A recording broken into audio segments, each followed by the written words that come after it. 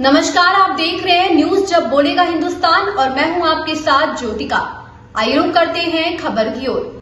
Karnal doctor मधु भदौरिया ने eye hospital की बधाई। विशेषता, विश्व प्रसिद्ध सीतापुर आई हॉस्पिटल एक बार फिर अपनी पहचान बनाता हुआ नजर आ रहा, जिसका नेतृत्व करनाल डॉक्टर मधु भदौरिया कर रही है।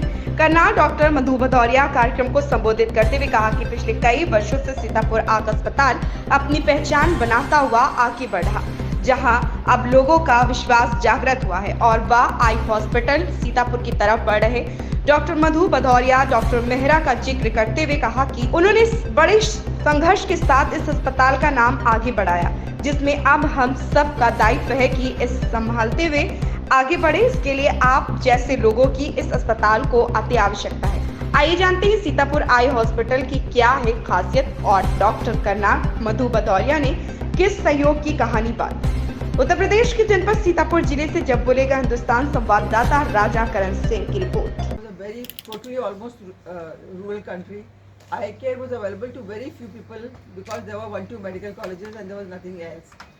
That is the time when he conceived the concept of eye care. मतलब वो चाहते थे कि हम सबको आँख की सुविधा दें। ये उनका पर्सनल इंटरेस्ट कहाँ से आया इसके बारे में भी किसी को नहीं पता है, लेकिन कहाँ से वो आँख में इंटरेस्टेड हुए, लेकिन वो हुए। शुरू किया था गरीबों से, फिर सीतापुर आई हॉस्पिटल सारे तरह का इलाज सब तरह के लोगों के लिए, गरीब से अमीर तक, चाहे प्रेसिडेंट हो या सड़क का भिखारी हो, यहाँ पे सब लोग के लिए इलाज की व्यवस्था उन्होंने करी।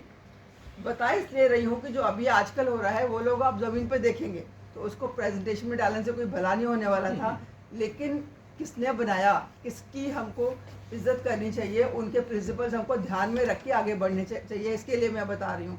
तो ये क्या था सिस्टम, एक बेस हॉस्पिटल सीतापुर में था, 32 हॉस्पिटल्स थे।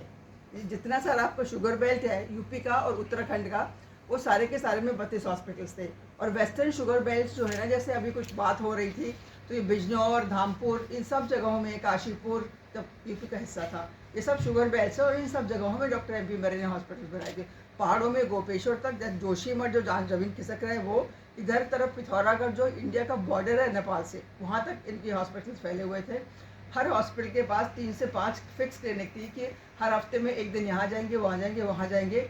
हर हॉस्पिटल कैंप्स करता था 9 से 10 हर हफ्ते, और सभी जगह सर्जरी, लेकिन उस वक्त अस्पताल में नहीं होती थी, सब जगह सर्जरी होती थी। जहाँ पे भी कैंप था, लगा अगर इनके रूपापुर शुगर मिल में अगर कैंप होगा तो रूपापुर में ही ऑपरेशन होंगे, मरीज को यहाँ नहीं लाते थे। पर वो ज़माने फ़र्क थे, अब थोड़ा बदल गया है और सर्जरी भी बदल गई है। तो ये आप देख रहे हैं 2 हॉस्पिटल्स, ये जो देख रहे हैं 1926 वाला है और जो दूसरा वाला देख रहे हैं वो 1945 में बनके तैयार हुआ था। तो इसके बाद आते हैं कि सुपर स्पेशलिटी, जब कंट्री में कहीं नहीं, even Asia did not have.